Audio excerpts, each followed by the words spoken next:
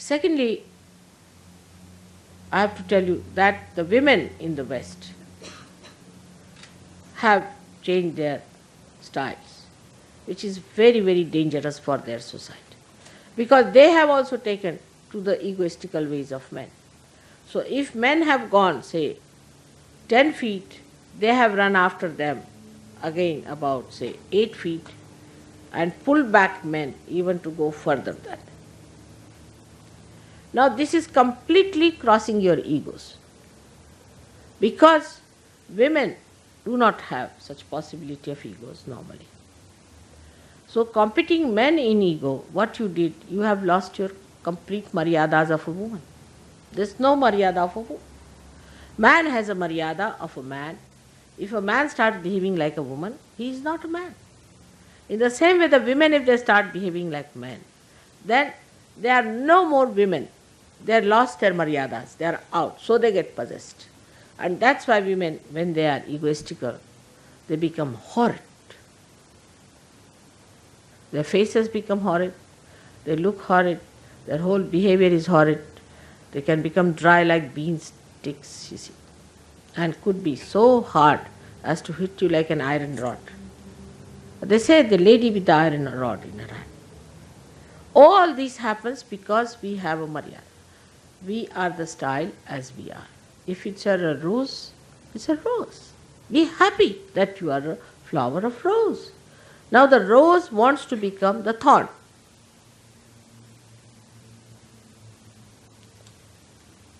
So we lose all our maryadas. Today I will be speaking to you before we start this here, when the people are coming before that, to the ladies and tell them what's gone wrong with them. And that is how you must know that the plight of the West is not by men but by women. Women have ruined the society of Western society. It's the Indian women who have kept the society intact. All my really thanks to their solid behavior towards life.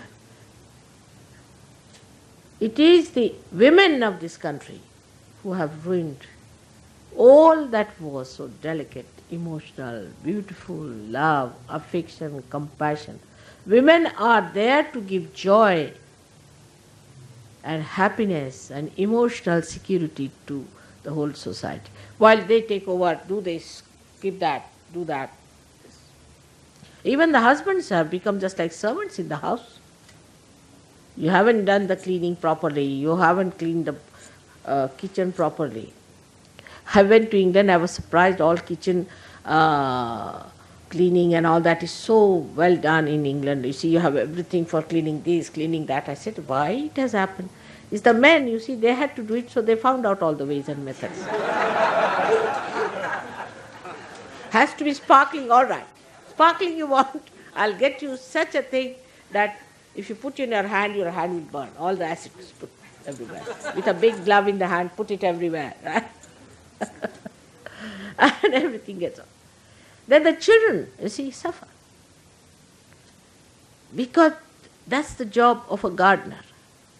Beautiful things that are born, to be looked after with that kindness. But you overindulge into your children in the beginning. A mother is like a gardener. She has to prune also. She has to cut also. So the growth is all right. If your child is spoiled, you are no good a mother, useless you are.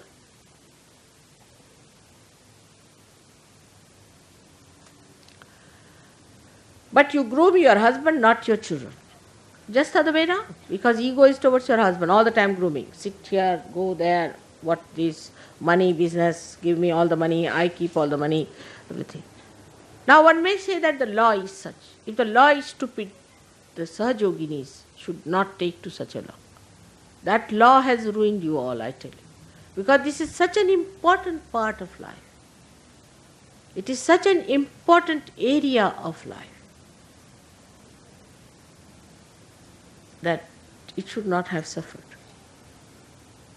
Where affection, love, kindness, all that is required is missing, then you become people without any meaning. Life is aimless. You don't know what to do. That's why the children commit suicide.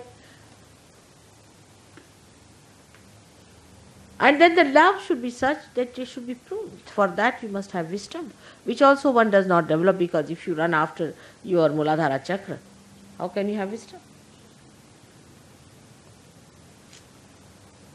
Here men have befooled you completely. Completely they have befooled you. Take it from me. You must keep your wisdom intact. And not only that they have befooled you, but they themselves have stooped down to befool you. So they have their devious methods, they are not straightforward. So, as Sahajogis, we are above all these things. We have reached a state where we are above. We are here for correcting all those things that have gone wrong in the society, because Sahaja Yoga faces towards the society, not towards yourself only. So at this stage we have to understand what we have to do is, first of all, our own understanding should be such. Even now, with all this movement of Sahaja Yoga understanding, women don't realize that they have to be like women. I have seen that. They still, what's wrong? Still go on. And men don't understand that they have to be like men, even after so much. And if they become really like men, women will appreciate them. And if you become really like women, men will appreciate you. You see, it's the opposites that attracts each other. That should be normal. But we live in abnormal way that the men are women and women are men. What do you do now? So it is very important for men to understand now, because I am going to talk to women later on, that they should become like men. They must fix up things. They must take decisions. They must be the one who must rule. But that's outward. Actually, it's the source. Is the woman. The woman is the potential and man is the kinetic. For example, there is a fan moving. Movement of the fan is the kinetic force, we can say. But the potential force that is within us is the one which is the electricity which is coming from the source, which is higher. The fan that moves or the source. Let the women decide and men understand. But if that source dries out and wants to become the fan, no fan will work. Upside down situation. If you realize you are the source, you are the one who is going to give all the Shakti to men.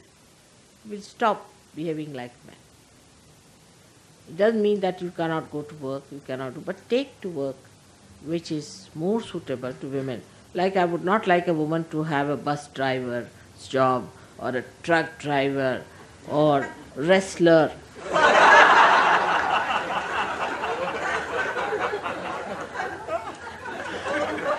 No, I'm not telling, I'm telling from experience. Once I was traveling, I was a student at that time in Lahore, you see, and I was traveling by train. And at some station, you see, the train stopped in the night. And a lady came. And she said, open the door for me.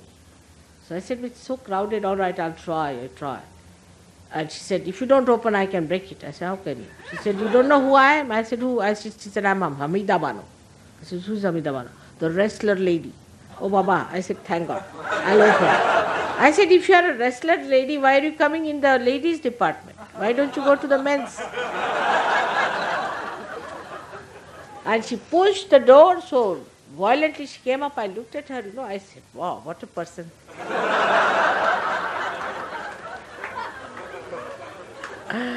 And she sat down, you see, with the whole her countenance and everything, her whole gait and state of sitting, everything was so manly like that. She sat down and said, now come along now. Those who want to say, I should not sit here. I said, nobody wants that. Now, madam, you sit comfortably. But we'll have to get somebody from the other compartment to have wrestling. And then she was quiet. And she was really, I saw her, all her muscles so overdeveloped, and she was really, looking like, I would say, a western cow, we can say.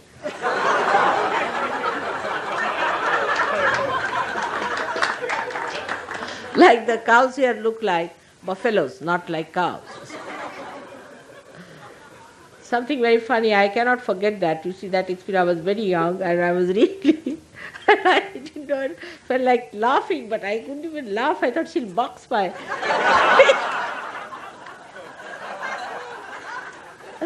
So this is what it is, that we are ending up there, must know that.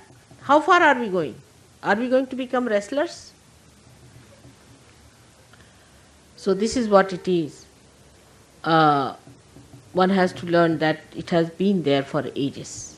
Ages it has been there. I have seen, I've read books, some books, old books, I've seen some films also, where they have shown, even in olden times, the women used to have broom in their hand, sitting their husband sort of thing.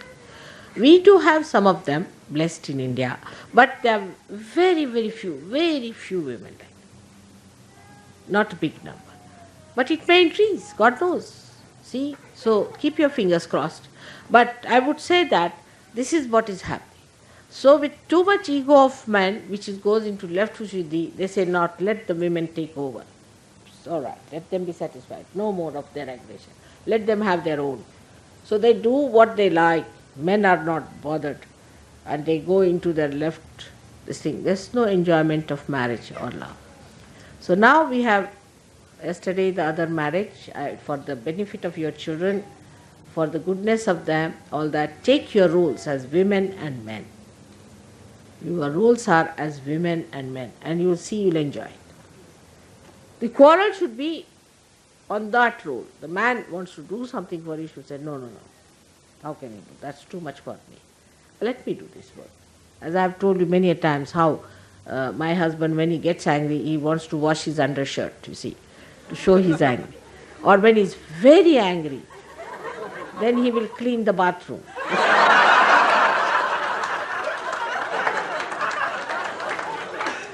But he does it so badly that I know that he has done. I feel like laughing, but I dare not, because I must keep his spirit on.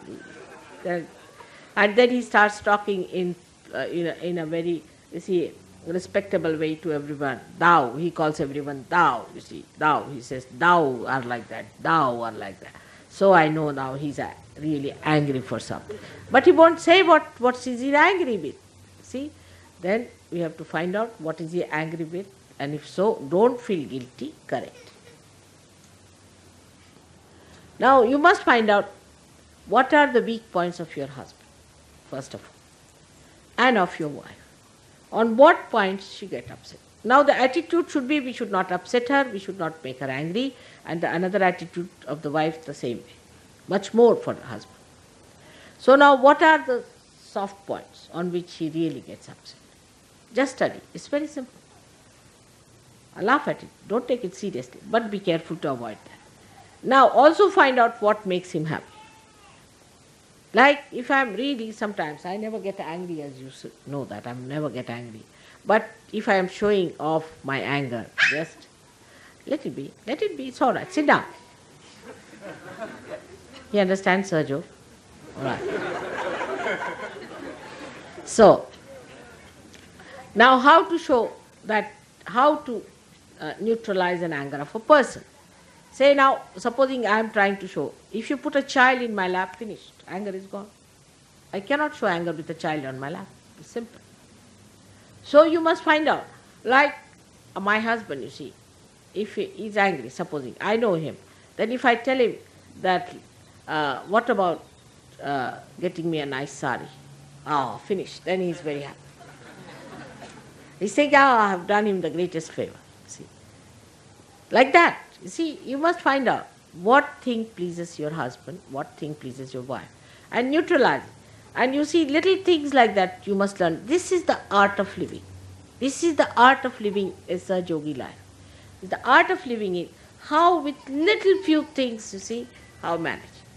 Now you must have seen how in my lecture I say quite serious things, but in your bubbles of laughter, it just settles down in your mind. That's how you should do it.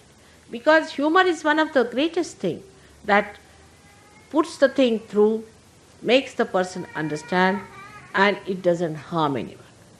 That's how things improve. And when you see that you are settled down in peace, that's the first thing a husband and wife must do, is to settle down in peace. Children feel all right. Everyone feels all right. And then gradually let it correct. You have no responsibility of correcting each other. Remember that this is meant for you when you are not Sahajogis. Today it is not meant for you. So you won't feel guilty. First remember, you are Sahajogis, you are my children, and I love you very much, very, very much. So please have confidence in yourself, complete confidence in yourself. All right? That's the greatest thing you can give me today as a present. May God bless you.